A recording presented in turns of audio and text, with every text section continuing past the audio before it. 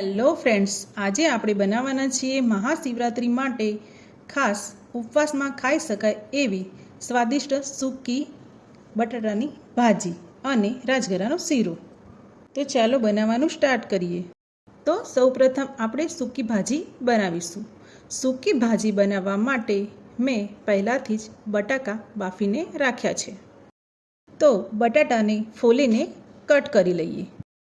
હવે ગેસ પર કઢાઈ મૂકી તેની અંદર 3 ડોકલી તેલ ઉમેરી દઈશું.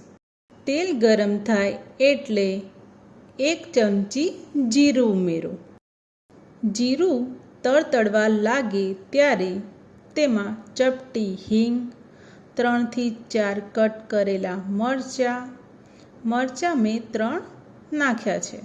મીઠા લીમડાના પાન, સિંગના દાણા. સિંગના દાણા નાખવાથી ભાજી બહુ ટેસ્ટી લાગે છે. અડધી ચમચી હળદર, અડધી ચમચી મરચું, અડધી ચમચી ધાણા જીરું પાવડર, સ્વાદ અનુસાર મીઠું એડ કરી હલાવી લઈશું. ગેસની ફ્લેમ ધીમી રાખીશું જેથી મસાલો બળી ના જાય.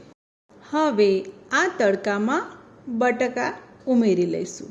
હળવેથી મિક્સ કરી લઈશું જેથી બટાટા મસળી ના જાય.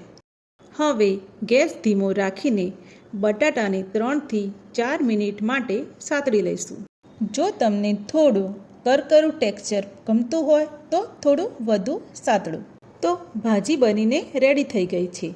તો ગેસની ફ્લેમ બંધ કરી દઈશું અને તેની પર કોથમીર એડ કરી લઈએ.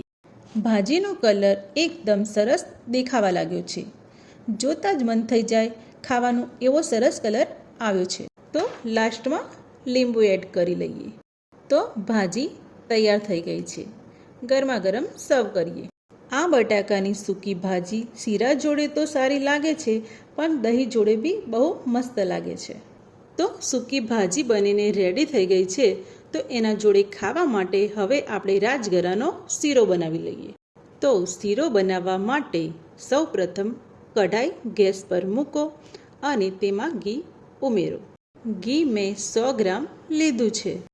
ઘી સારી રીતે ગરમ થઈ જાય પછી તેમાં રાજગરાનો લોટ ઉમેરો. હવે સૌથી મહત્ત્વનો સ્ટેપ છે. લોટને ધીમા તાપે સાતળવાનો. ગેસની ફ્લેમ ધીમી રાખજો અને સતત હલાવતા રહેજો. શરૂઆતમાં લોટ થોડો ભીનાશ જેવો લાગશે, પરંતુ ધીમે ધીમે તેનો રંગ બદલાશે અને સુગંધ આવવા લાગશે. લગભગ 8 થી 10 મિનિટ સુધી સાતળતા રહેજો, જ્યાં સુધી લોટ હલકો બ્રાઉન ના થાય અને સરસ સુગંધ ન આવે ત્યાં સુધી. આ સ્ટેપમાં જ શીરાનો સ્વાદ નક્કી થાય છે અને એકદમ સરસ સુગંધ આવી રહી છે. તો આપણે તેમાં 1 વાટકી દૂધ અને થોડું પાણી ઉમેરી લઈએ. ધ્યાન રાખજો, પાણી ઉમેરતા વેળાએ થોડી વરાળ અને છાંટા પડી શકે, એટલે હળવેથી ઉમેરવું અને સતત હલાવતા રહેવું. હવે મિશ્રણ થોડું જાડું થવા લાગે ત્યારે તેમાં ખાંડ ઉમેરો. ખાંડ ઉમેર્યા પછી શીરો થોડો ઢીલો થશે, પણ આપણે તેને હલાવતા રહેવાનું. 3 થી 4 મિનિટ શીરો હલાવતા રહેશો એટલે તેમાંથી ઘી છૂટું પડવા લાગશે, એટલે સમજી લો કે શીરો તૈયાર છે. હવે ગેસની ફ્લેમ બંધ કરી લઈએ અને ઉપરથી ડ્રાયફ્રૂટ એડ કરી લઈએ. તો તૈયાર છે મહાશિવરાત્રિ સ્પેશિયલ ગરમા ગરમ રાજગરાનો શીરો. તો ગરમા ગરમ સર્વ કરો. આ રાજગરાનો શીરો બટાકાની સૂકી ભાજી જોડે ખાવાની મજા જ કંઈક અલગ છે.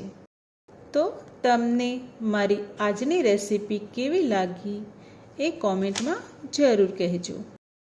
મારી યુટ્યુબ ચેનલને લાઈક કરજો, શેર કરજો, સબસ્ક્રાઈબ કરજો અને ફેસબુક ઉપર ફોલો કરજો. તો મળીએ નેક્સ્ટ રેસીપી સાથે. હર હર મહાદેવ.